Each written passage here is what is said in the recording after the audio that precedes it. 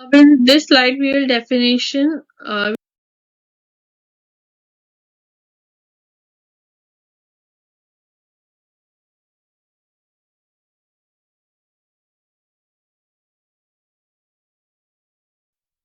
Hey guys, we will study about the business finance. So, the meaning of business finance. So, business finance has wider connotations, and this include all those functions which are involved in making arrangement for funds and thereafter putting the money to effective and fruitful use. मतलब business finance का बहुत impact होता है business में, क्योंकि इसमें सारे हम लोग इसमें बहुत सारे फंक्शंस इन्वॉल्व्ड होते हैं, जैसे हम लोग फंड्स को अरेंज कर पाते हैं।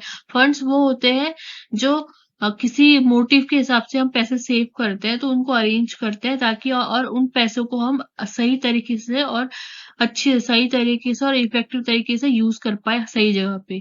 तो इसका मतलब यही होता है business finance.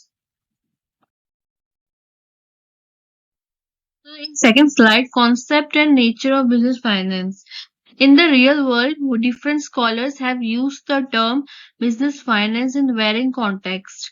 In fact, with the passage of time and changing condition, concept of business finance has kept on changing. मतलब क्या होता है इन द रियल वर्ल्ड, जो स्कॉलर्स जो होते हैं उन्होंने बिजनेस फाइनेंस को डिफरेंट डिफरेंट कॉन्टेक्स्ट से वेरिंग किया है, मतलब डिफरेंट डिफरेंट कॉन्टेक्स्ट से मतलब कंपेयर किया है। In fact with the passage of time and changing condition, मतलब जैसे ही टाइम बदलता जा रहा है और कंडीशन भी बदलती जा रही है, उसके हिसाब से बिजनेस फाइनेंस का जो कॉन्सेप्ट है वो भी चेंज होता जा रहा है। For the sake of convenience to analyse concept expressed by different scholars have been classified under the following three viewpoints। मतलब क्या होता है, जैसे ही हम लोग कॉन्सेप्ट को एनालाइज कर रहे हैं, एक्सप्रेस्ड जो scholars different different different concept को एनालाइज कर रहे हैं, उसके हिसाब से उन्होंने डिफरेंट डिफरेंट व्यू पॉइंट्स को क्लासिफाई किया है। First classification comprises of all those scholars who are of the opinion that business finance concerned with the acquiring funds on reasonable terms to pay bills promptly. In other words, is primarily concerned with the prompt payment of bills of exchange।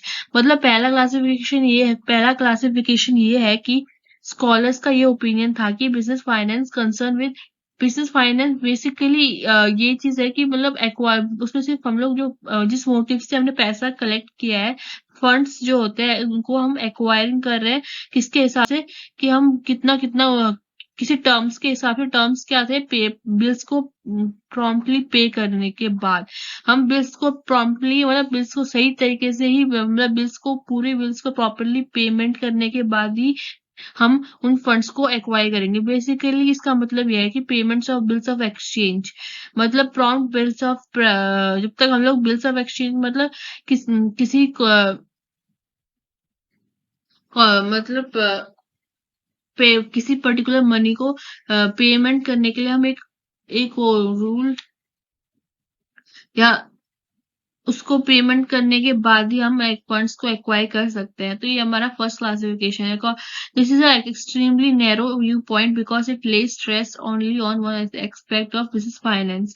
According to second view point, पहला view point तो सुन लिया, second point ये है, view point ये है, business finance is concern with the cash because all business transaction are express ultimately in terms of cash.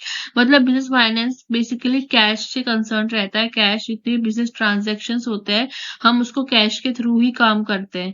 This is extremely broad view point. According to this point of view, financial manager has to analyse and examine all the activities of business such as purchase, production, personal management, research, because all those functions are ultimately linked to business finance. मतलब क्या होता है, according to this view point financial managers को हर चीज को analyse करना है और एग्जामिन करना है। हर एक एक्टिविटीज में जो बिजनेस में की जा रही है उसको एनालाइज करना, उसको एग्जामिन करना। जैसे परचेज है, हम लोग परचेज कर रहे हो और प्रोडक्शन कर रहे हो और पर्सनल और मैनेज कर रहे हो चीजों को, और कुछ चीजों से रिलेटेड रिसर्च कर रहे हो। ये सारे फंक्शन किससे रिलेटेड है, बिजनेस फाइनेंस से। बिजनेस फाइनेंस से लिंक्ड है, मतलब ये सारे एक्टिविटी जो जितने भी एक्टिविटीज है, तो इन एक्टिविटीज को एनालाइज करना और एग्जामिन करना फाइनेंशियल मैनेजर का काम है। In the age of specialization this view point is unscientific and meaningless. तो according to third view point के हिसाब से business finance is concern with the procurement of funds and those their wise application. हम procurement मतलब हम fund procurement मतलब concern with the procurement of मतलब हम जो किसी भी मोटिव से पैसा कलेक्ट कर रहे हैं उसको सही तरीके से इस्तेमाल कैसे कर सही तरीके से उसको अरेंज कैसे करना है उससे कंसर्न्ड है। And according to this view point responsibility of financial manager is not only confined of a procurement of sufficient cash but it is also involve planning of use of funds। मतलब इस view point के हिसाब से financial manager का काम यही नहीं होता है कि मतलब हम कैश को कैसे कैसे अरेंज कर सकते हैं सफिशिएंट अमाउंट में कैसे कैसे यूज कर सकते हैं पर कैसे कैसे मतलब अरेंज कर सकते हैं। बट इसमें ये भी होता है कि हम लोग फंड्स को कैसे यूज किया जाए प्लानिंग हम फंड्स को कैसे जो हमारे किसी मोटिव के हिसाब से जो पैसे कलेक्ट करके उसको कैसे यूज किया जाए। रिलेटेड टू द इन्वेस्टमेंट्स हम हमारे इन्वेस्टमेंट को देखने के हिसाब से हम इन्वेस्ट करते हैं पैसा इन्वेस्ट करते हैं after making analyse of cost benefit ratio so as to make optimal utilisation of funds. तो हम लोग कॉस्ट बेनिफिट को एनालाइज करके रिलेटेड टू इन्वेस्टमेंट आफ्टर मतलब हम लोग इन्वेस्ट करते हैं मतलब कॉस्ट बेनिफिट को एनालाइज करने के बाद तो उसकी planning cost benefit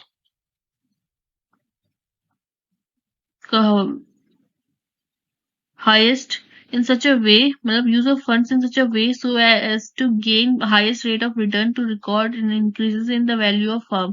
From this point of view business view finance is the related to fund investment after making analysis of cost benefit ratio so as to optimal utilization of funds।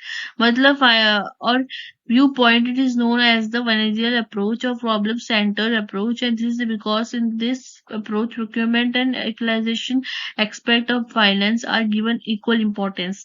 मतलब हम इसको utilise कैसे कर रहे हैं procurement उसको arrange कैसे कर रहे हैं उसको यूटिलाइज कैसे कर रहे हैं हम इन दोनों चीजों को इक्वली इंपॉर्टेंस दे रहे हैं इस व्यू पॉइंट के हिसाब से। तो मतलब हम लोग जो इन्वेस्टमेंट कर रहे हैं फाइनेंस में इस फाइनेंस जो भी है इससे रिलेटेड इन्वेस्टमेंट से रिलेटेड होता है आफ्टर हम लोग कॉस्ट को अच्छी तरीके से किधर किधर यूज कर रहे हैं उसके हिसाब से और तो ताकि हम लोग जो है फंड्स को अच्छे से यूटिलाइज कर पाए।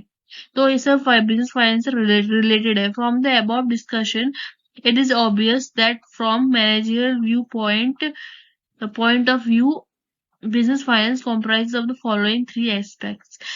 तो इसमें three aspects आते हैं। तो receipt of funds हम this requires the finance manager to decide that for financial arrangement how much cash should be procured and from which source।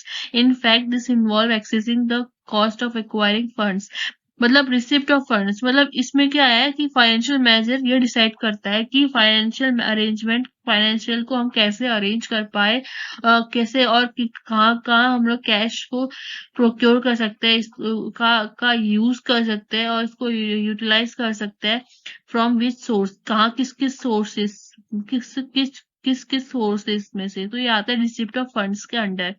और expenditure of funds this is the problem related to utilisation of available funds various competitive projects. अब हम लोग इस expenditure मतलब क्या होता है खर्चा। तो हम कहाँ फंड्स को जो हमने किसी मोटिव के हिसाब से पैसा कलेक्ट किया है उसको हम कैसे एक्सपेंडिचर कैसे कहाँ खर्च कर सकते हैं।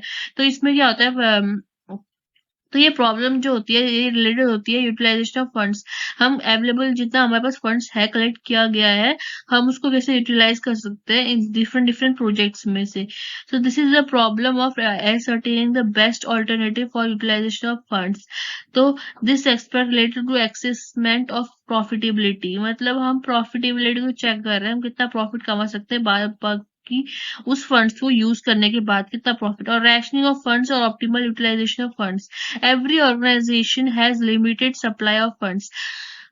हर एक ऑर्गेनाइजेशन के पास लिमिटेड सप्लाई ऑफ फंड्स होता है, मतलब कम अमाउंट में सप्लाई ऑफ फंड्स होता है, तो उसको एलोकेट करना, उसको अलग अलग जगह कहाँ का यूज कर सकते हैं, उसको वो बहुत ज्यादा स्केर्स होता है, बहुत ही कम हो सकता है। Supply of funds is to various competitive projects has to be done very judiciously, और बहुत ध्यान से की जाती है, क्योंकि ये बहुत कम फंड्स हमारे पास बहुत कम होते हैं, तो फिर उसको एज टू गेन प्रॉफिट, हम उसको उन्हीं फंड में से हमको प्रॉफिट गेन करना है, तो उसको तरीके से।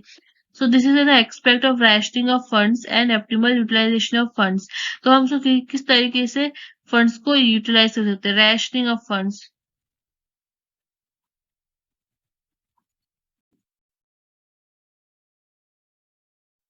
So basically, whatever we have studied in previous slide, that is concept and nature of business finance. तो इस स्लाइड में हमने साइकिल बना दिया उस चीज का। तो फिर साइकिल क्या होता है कि पहले क्या आता है, managerial approach of business finance, मतलब हम बिजनेस को न्यूमेरिकल टर्म्स में कंपेयर कर रहे हैं, जैसे कि कितना अमाउंट में हमने इन्वेस्टमेंट किया है, कितना अमाउंट में हमने हमने फंड्स को कलेक्ट किया है, कितने अमाउंट में हमने पैसे बोरो कर रखे हैं, कितना इन्वेस्ट कर रखा है, ये सब। और फिर उसके बाद आता है हम लोग फंड्स को कैसे एक्सपेंडिचर कर रहे हैं, उसको खर्च कि किन किन चीजों में, किन किन कॉन्टेक्ट और किन किन ब्रांचेस में हम लोग हर जगह में कैसे कैसे फंड्स को एक्सपेंड कर रहे हैं, खर्च कर रहे हैं। तो उसके बाद आता है रैशनिंग ऑफ फंड्स, मतलब हम, क्योंकि फंड्स जो होते हैं बहुत कम अमाउंट में होते हैं, फंड कंपनी बहुत कम अमाउंट में फंड्स कलेक्ट कर पाती है, तो उसके हिसाब से हमको उसको सही जगह इस्तेमाल करना पड़ता है। तो फिर उसको हम ये देखते हैं कि उन फंड जो पैसा हमने किसी मोटिव से हिसाब से कलेक्ट किया है, उसको हम सही जगह इस्तेमाल कर रहे हैं कि नहीं कर रहे हैं। फिर ऑप्टिमल यूटिलाइजेशन ऑफ फंड्स, उसको जितना हो सके उसको सही तरीके से इस्तेमाल करना चाहिए फंड्स को, क्योंकि फंड्स जो होते हैं बहुत ही कम अमाउंट में होते हैं। तो तो उसको हमको सही जगह यूटिलाइज करना, सही सही जगह अच्छी जगह यूटिलाइज करना। फिर इसके बाद आता है procurement of funds. Procurement of funds मतलब हम फंड्स को किस किस जगह से कलेक्ट कर रहे हैं, सही जगह कहाँ कहाँ से हम लोग फंड्स को रेज कर रहे हैं, तो वो चीज आ जाती है इसमें। In this slide, we will learn about definition given by different peoples, different experts. So, according to Howard Upton, finance may be defined as an administrative area or set of administrative function in an organization which is related with the arrangement of funds and credit, so that the organization may have the means of out carry out its objective as satisfactorily as possible. According to Hastings, finance is the art and science of raising and spending money. According to Gothman and Doggle, in a broad sense, finance is the activity concerned with planning, raising, controlling, and administrating of funds used in business. मतलब पहले Howard ऑप्टन ने जो उसके according ये था कि